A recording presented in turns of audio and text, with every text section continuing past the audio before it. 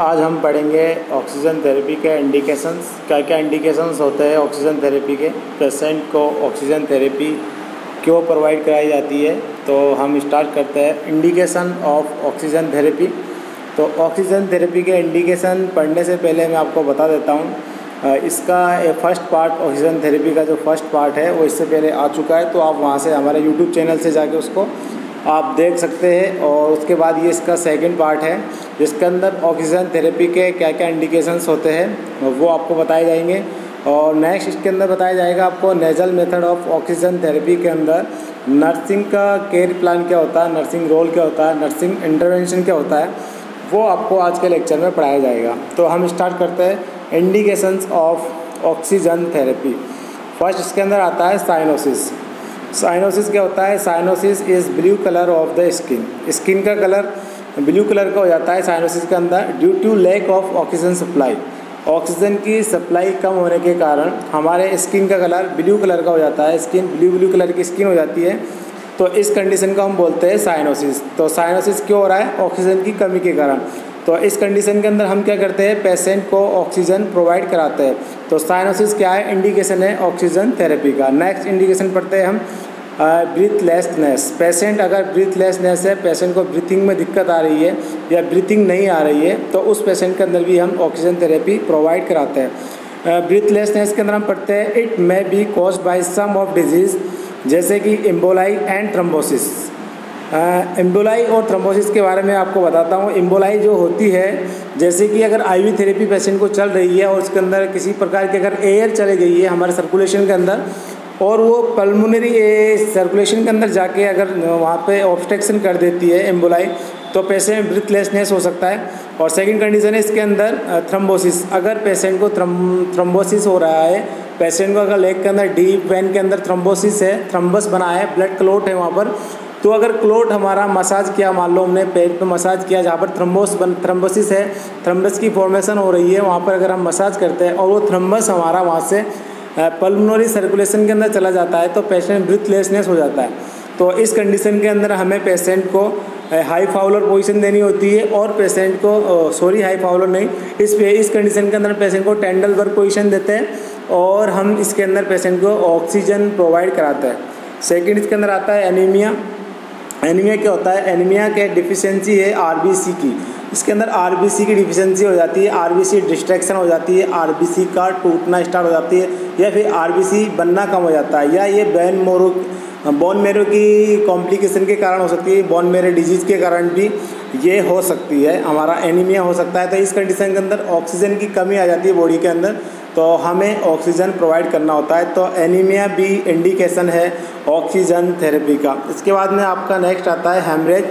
अगर पेशेंट को हेमरेज हुआ है, पेशेंट को अगर ब्लीडिंग हो रही है, मान लो पेशेंट रोड ट्रैफिक एक्सीडेंट का पेशेंट है, आरटीए का पेशेंट है और उसके अंदर हेमरेज हुआ है, तो ब्लड की ब्लीडिंग ज़्यादा हुई है, तो ऑक्सीजन की, जिसके कारण बॉडी के अंदर ऑक्सीजन की कमी होती है। देखो किसी भी प्रकार का अगर हेमरेज बॉडी के अंदर होता है या तो सब फर्स्ट नर्सिंग एक्शन होता है हमारा उसके एयरवे को प्रोटेक्ट करना, उसके एयरवे को मेंटेन करना। तो एयरवे को मेंटेन करने के लिए हमें पेशेंट को ऑक्सीजन देना होता है, ऑक्सीजन प्रोवाइड कराना होता है। सेकंड इसके अंदर आता है पेशेंट अंडर एनेस्थेसिया। अगर पेशेंट एनेस्थेसिया दिया हुआ, किसी पेशेंट को अगर पेशेंट की सर्जरी हो रही है, लॉन्ग सर्जरी हुई है मान लो, तो उस पेशेंट को सर्जरी से के दौरान जो एनेस्थेसिया दिया जाता है तो पेशेंट को ऑक्सीजन थेरेपी पर रखा जाता है। ये भी एक इंडिकेशन है ऑक्सीजन थेरेपी का।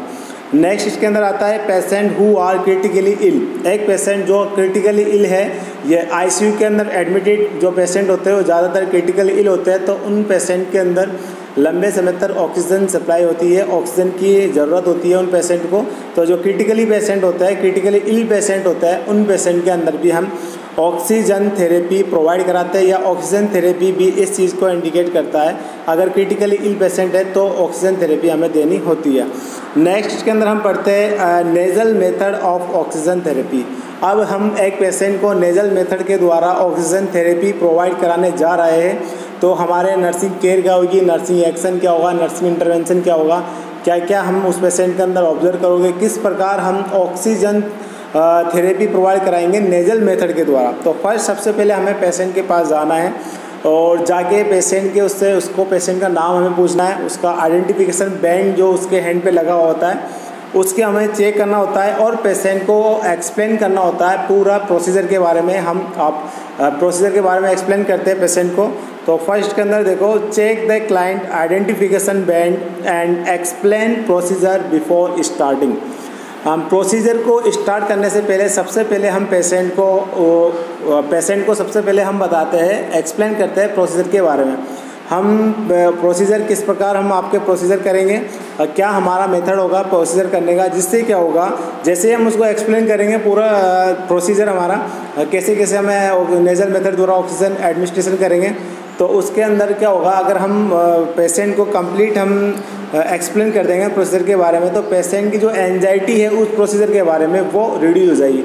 तो इसके अंदर हमारा पर्पज़ क्या है एक्सप्लेन करने का, हमारा पर्पज़ है ताकि पेशेंट की एंजाइटी को हम दूर कर सकें, तो हम इसलिए एक्सप्लेन करते हैं प्रोसीजर को। और उसके पहले हम चेक करते हैं पेशेंट का आइडेंटिफिकेशन बैंड कि वही पेशेंट है जिसको हम ऑक्सीजन मेथड देना चाह रहे हैं नेजल कैथेटर के द्वारा या फिर दूसरा है। तो ऑक्सीजन जब हम आइडेंटिफिकेशन बैंड से पेशेंट को कन्फर्म कर लेते हैं। इसके बाद में नेक्स्ट इसके अंदर आता है verify the health care provider order. हमें हेल्थ केयर प्रोवाइडर के बिना नेजल कैथेटर प्रोवाइड नहीं करा सकते हैं, तो इसीलिए हमें सबसे पहले क्या करना होता है, हेल्थ केयर प्रोवाइडर के ऑर्डर को चेक करना होता है कि कौन सा मेथड इसको ऑक्सीजन सप्लाई का प्रोवाइड किया गया है या पेशेंट को लिखा गया है हेल्थ केयर प्रोवाइडर के द्वारा, जो डॉक्टर्स होता है हमारे उसके द्वारा। और नेक्स्ट इसके अंदर आता है हमारा नॉट स्मोकिंग और if oxygen is use.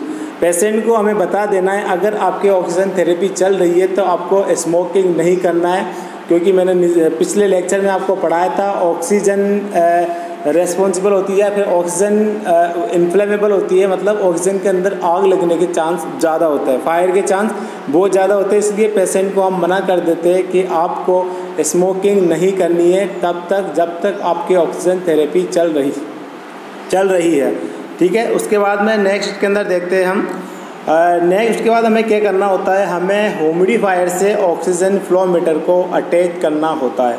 Humidifier से हमें क्या करना होता है, अटैच करना होता है ऑक्सीजन का जो फ्लो मीटर होता है उसको हमें ह्यूमिडिफायर से अटैच करना होता है। नेक्स्ट उसके बाद हम क्या करते हैं, humidifier should be filled with distil water and close container. तो हमें जब अटैच करते हैं ह्यूमिडिफायर को, पहली बात तो ये है कि ऑक्सीजन फ्लो मीटर से ह्यूमिडिफायर को अटैच क्यों किया जाता है, ह्यूमिडिफाई या फिर ऑक्सीजन को ह्यूमिडिफाई क्यों किया जाता है, तो उसका उद्देश्य है, उसका पर्पज़ ये है कि ऑक्सीजन जो है, ऑक्सीजन आपकी ड्राई गैस है वो म्यूकस को थिक कर देती है, जिसके कारण आपका जो एयरवे है वहाँ पर ऑब्स्ट्रक्शन हो सकता है। तो ऑब्स्ट्रक्शन एयरवे के ऑब्स्ट्रक्शन को हम ना हो या फिर एयरवे के ऑब्स्ट्रक्शन को हम बचाने के लिए हम क्या करते हैं, पेशेंट का जो ऑक्सीजन सप्लाई चल रही है तो सबसे पहले हम ऑक्सीजन को ह्यूमिडिफाई करते हैं या ह्यूमिडिफाई कंटेनर से या फ्लो मीटर से उसको कनेक्ट कर देते हैं। सेकंड उसके बाद क्या करते हैं, ह्यूमिडिफायर के अंदर क्या करते हैं, वाटर होता है डिस्टिल वाटर से उसको हम भर देते हैं 1/3 लेवल तक। 1/3 लेवल तक उसको डिस्टिल वाटर से फिल करने के बाद हमें कंटेनर से उसको कनेक्ट कर देना है। अब हमने उसको कंटेनर से कनेक्ट कर दिया है तो उसके बाद हमें क्या करना होता है, flow meter connect to oxygen supply. Oxygen supply से हमें फ्लो मीटर को कनेक्ट कर देना है। जैसे हम फ्लो मीटर को कनेक्ट कर देते हैं तो हमारा प्रोसीजर जो है 1/2 तक पहुंच चुका होता है। उसके बाद हमें अपने हैंड को वॉश करना है, हैंड वॉश करना होता है। अब हैंड वॉश क्यों करते हैं, हम हैंड वॉश करते हैं ताकि पेशेंट को हम कंटामिनेशन होने से बचा सके और क्रॉस इन्फेक्शन से बचा सके। तो मोस्ट कॉमन जो क्रॉस इन्फेक्शन होता है हॉस्पिटल एक्वायर्ड इन्फेक्शन, वो क्रॉस इन्फेक्शन के कारण होता है। जैसे कि हम मान लो एक हेल्थ केयर प्रोवाइडर है और एक पेशेंट को उसने प्रोसीजर किया और बिना हैंड वॉश किया अगर वो हेल्थ केयर प्रोवाइडर अगर दूसरे पेशेंट को जाकर टच कर लेता है तो ऐसा जो इन्फेक्शन फैलता है तो उसको बोलते हैं हम क्रॉस इन्फेक्शन। तो क्रॉस इन्फेक्शन को हम कम करना चाह रहे हैं या रिड्यूस करना चाह रहे हैं तो उसके लिए हमें क्या करना होगा, हमें हैंड को वॉश करना होता है। तो हमने हैंड वॉश कर लिया है। हैंड वॉश करने के बाद हम क्या करते हैं, जो मेथड यूज़ में लिया है, जी मान लो हमने कैनुला मेथड यूज़ में ले रहा है तो कैनुला मेथड के जो कनेक्टर है, जो ऑक्सीजन सेटअप है, उसको हम कम्प्लीटली कनेक्ट कर लेते हैं। Connect cannula to the oxygen setup. Oxygen setup होता है पूरा कंप्लीट, एक सेटअप आता है ऑक्सीजन का, उससे हम कैनुला मेथड को कनेक्ट कर देते हैं।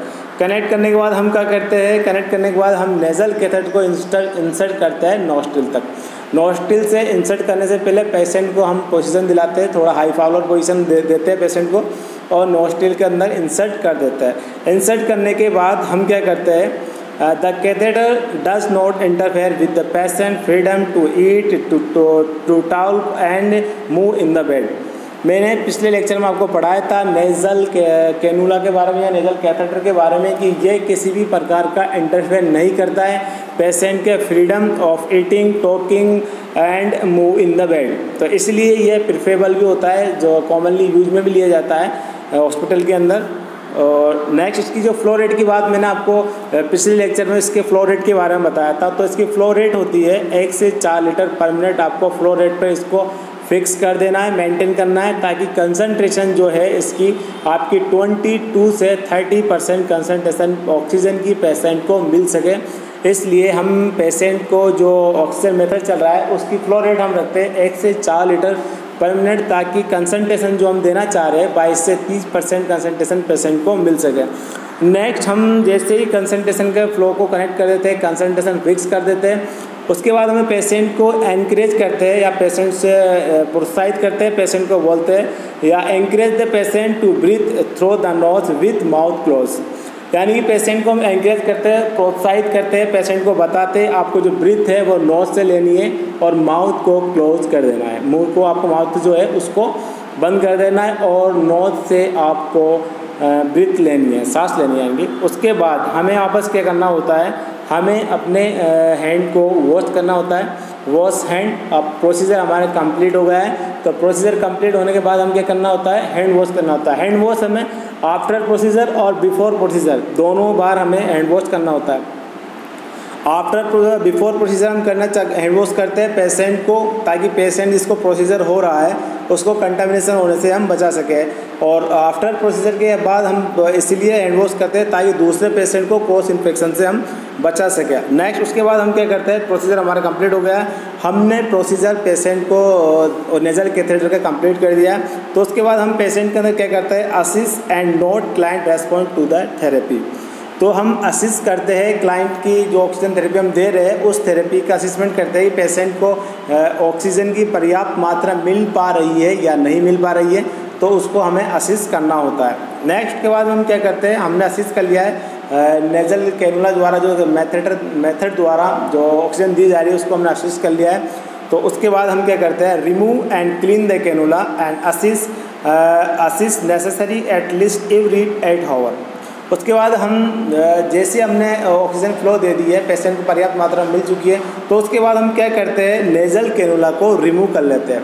एट लीस्ट कम से कम 8 आवर्स के बाद हमें ये करना होता है। नेक्स्ट के बाद में क्या करना होता है, हम रिकॉर्ड करते हैं time of starting of oxygen flow rate. तो उसके बाद हमारा लास्ट ये इसके अंदर लास्ट है कि हम रिकॉर्ड करना होता है कब हमने ऑक्सीजन स्टार्ट किया और कितनी फ्लो रेट हमने उसको ऑक्सीजन की रखी है। यहाँ पर नेज़ल कैनुला के द्वारा हम एक नर्सिंग नोट होता है, उसके अंदर हम इस चीज़ को नोट कर लेते हैं। और नोट करने के बाद जो हमारा नेक्स्ट ड्यूटी जो होती है उसके अंदर जो सीनियर इंचार्ज होता है उसको ये चीज़ बतानी होती है हमें कि इस पेशेंट को नेज़ल कैनुला के द्वारा ऑक्सीजन फ्लो रेट दी गई है, इतनी % की कंसंट्रेशन दी गई है और इतने बजे यानी कि इतने टाइम पर ये दिया गया है। तो ये हमारा नेक्स्ट टॉपिक था ऑक्सीजन थेरेपी का, जो बीएससी नर्सिंग के फर्स्ट ईयर एग्ज़ाम के अंदर काफ़ी बार पूछा जा चुका है और आने वाले एग्ज़ाम में भी ये पूछा जा सकता है। तो आपको इस लेक्चर को अच्छी तरीके से पढ़ना है, बार बार पढ़ना है, बार बार इसको पढ़ना है। और अगर आपको इसके रिगार्डिंग, इस टॉपिक के रिगार्डिंग कोई भी दिक्कत है या कोई भी क्वेरी है तो हमें हमारे व्हाट्सएप नंबर पर आप मैसेज कर सकते हो ग्रुप के अंदर। और इस लेक्चर को आप ज़्यादा से ज़्यादा बार देखें और हमारे जो यूट्यूब चैनल है गुलशन कॉलेज ऑफ नर्सिंग का, उस चैनल से आप बने रहिए, उस चैनल को सपोर्ट कीजिए, लाइक कीजिए, कमेंट कीजिए और उस पर शेयर कीजिए। Thank you very much.